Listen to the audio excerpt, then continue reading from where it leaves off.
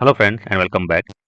So in this session I am going to cover how we configure the data source in your JBoss EAP. Okay, specifically I am going to cover the 8 or 8.1 version, which is the latest version in 2026. Okay, but it is almost same for the other 7.x versions as well. Okay, so we have a two kind of a setup in JBoss, standalone and domain mode. Standalone, we have a single JBoss instance is running, but when we say domain mode, then we have the multiple instances are working, which may be part of the cluster. Okay, that is scattered across the multiple machines, multiple horizontal machines. Okay, and then they are working for the different purpose, like for high availability, load balancing, failover, and for multiple things. So when you are going to apply the or create the data source in standalone mode, the process will be a bit different. Okay, but when you are going for a domain mode, then it will be different. Okay, the same command, whatever the command that we use in standalone, the command same will be applicable, but in the domain mode, as I said, we may have a multiple horizontal machines which is running across the multiple servers, and then we may have a multiple servers which belong to the multiple server groups. So when we say domain mode, where we have a multiple servers, each server is a part of a particular server group, and we can have a multiple server groups based on the multiple clients, multiple different applications. We create the multiple server groups. So the method in domain mode gets changed. Okay, so I will show you how we can create a data source in the standalone mode. Okay, and then in the next subsequent session I am going to cover the domain mode. Okay, and this everything is documented in our digitalk PDF lab documents. Okay, so before that, let me cover some important concepts. Okay, so data source, we know that whenever our application need a connection with the database for data, it use the data source. It doesn't create the connection directly. Okay, which is the overhead, which can degrade the performance. So now in latest, or we can say in the Java-based application servers, like we have a WebSphere, WebLogic as well. Okay, so we have a data source. This concept is same in all the application servers. So if we have some working knowledge of WebSphere or the WebLogic server, okay, then it is very easy to understand for you what is data source, why we use it. So your application use are ready to use connections from the connection pool. It don't need to create the connection at the runtime. So it increase the performance, and there are a lot of benefits for that. Okay, when we use the data source which has a connection pool, which is a ready to use connections.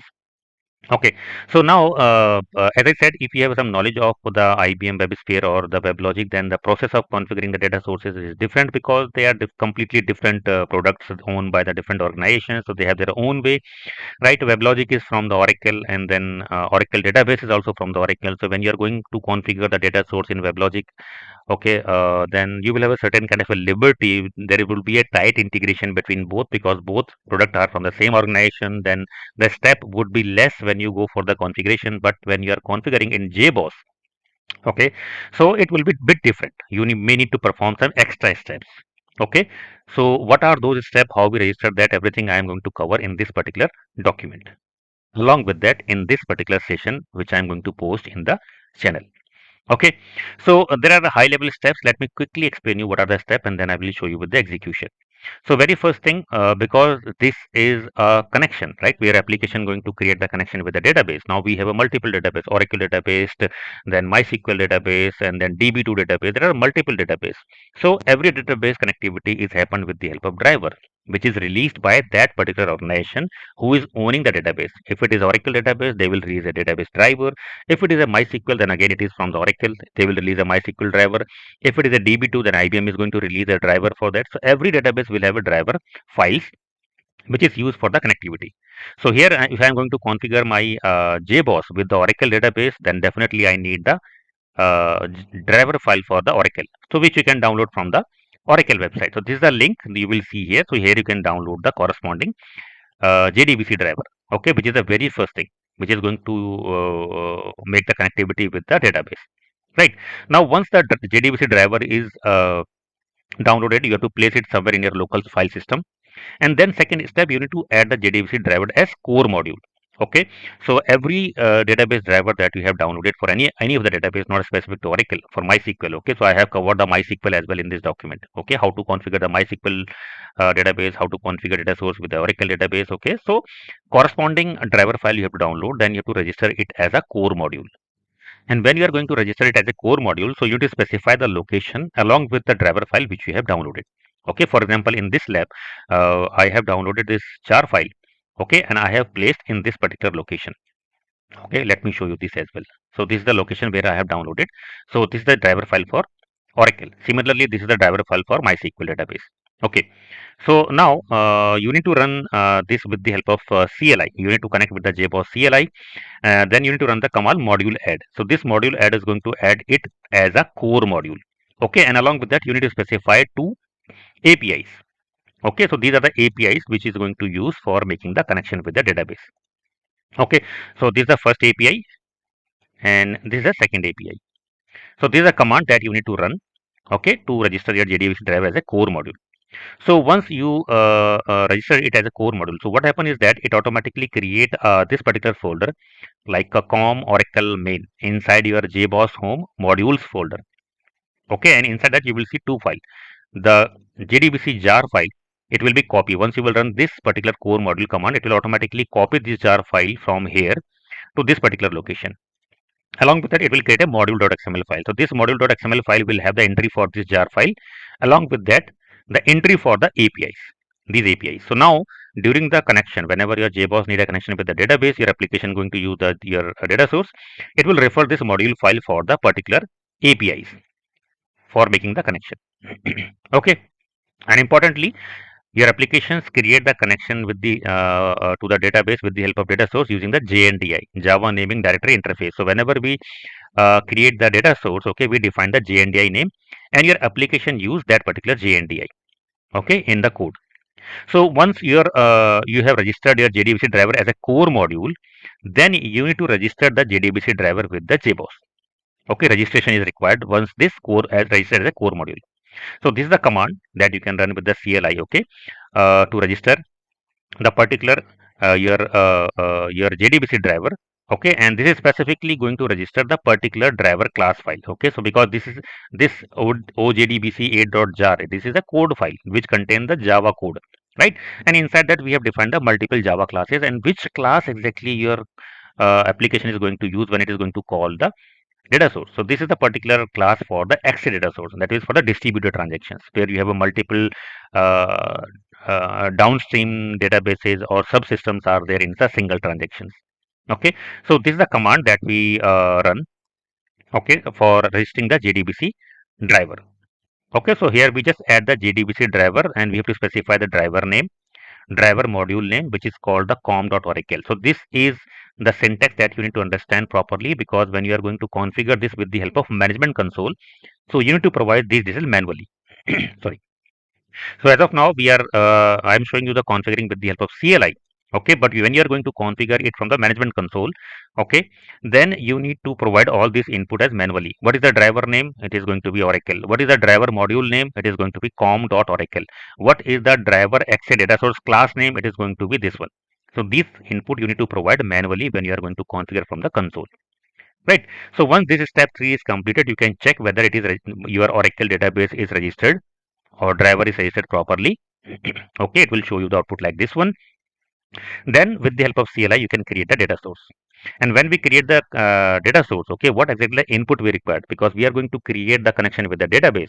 So where my database is running, in which host it is running, on which port it is running, what is the name, SID or service name of your database. So these are the three critical important parameters.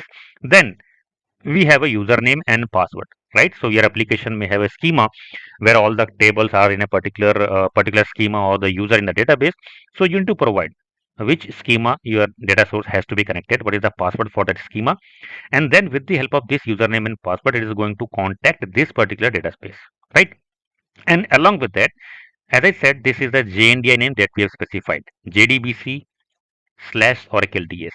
This is very important because this your application reach to the database with the help of data source using this JNDI, which is defined in the data source. So you have to make sure whatever the JNDI name defined here, the same JNDI name you define in the application code as well. If your application code and your data source JNDI name will not match, your application will not able to contact the data source, or your application is not able to use this particular data source. So your JNDI name should match whatever you have used in your application code.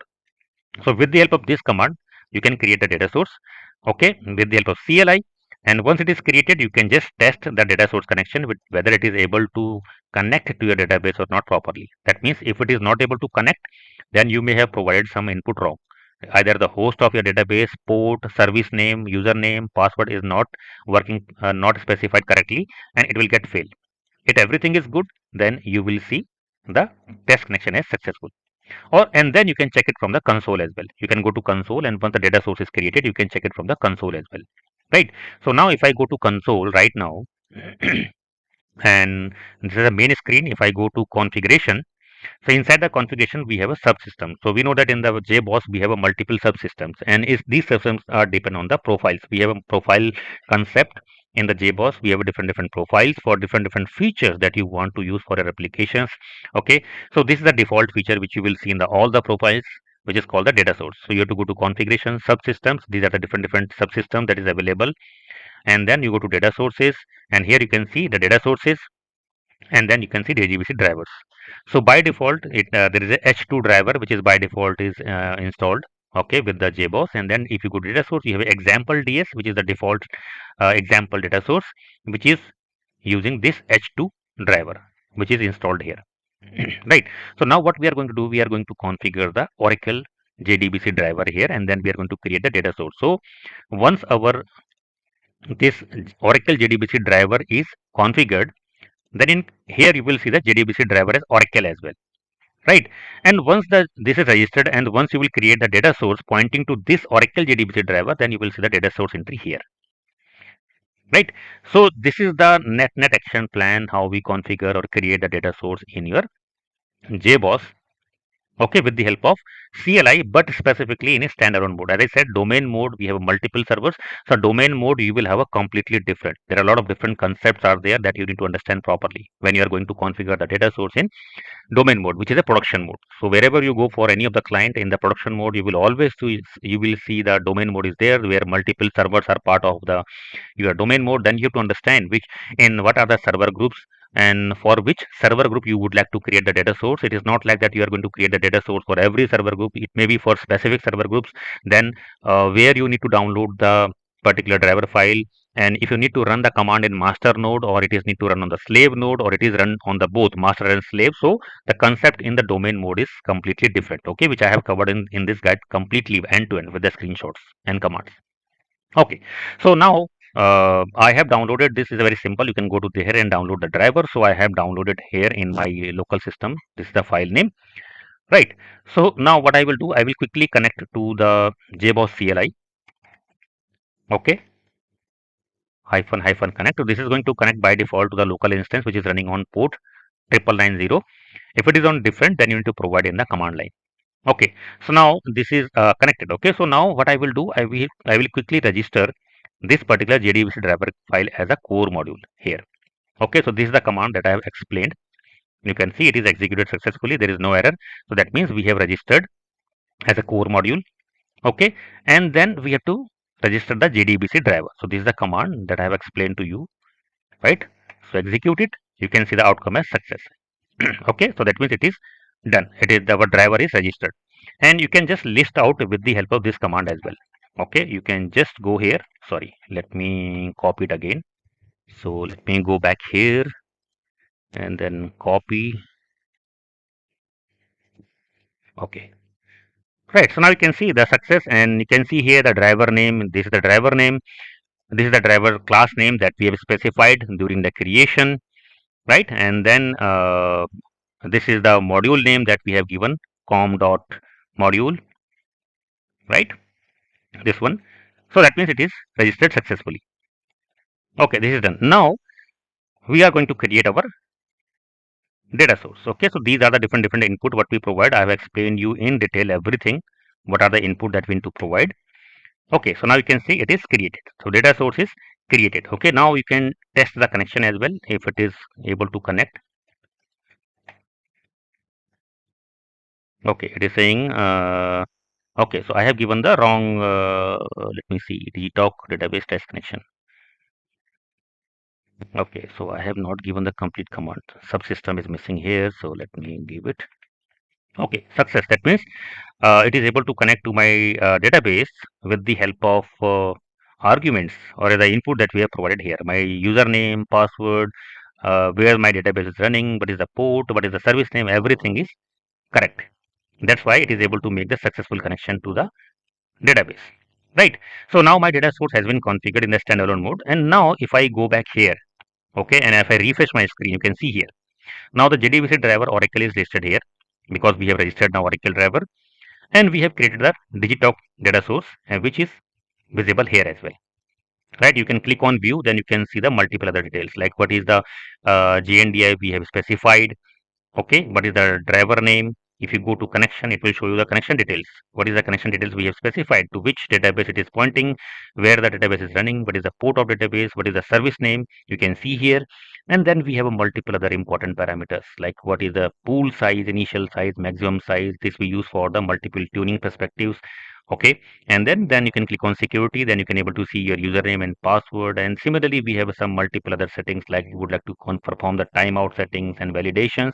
So multiple things are here, okay, that you can check when the data source is created. Right.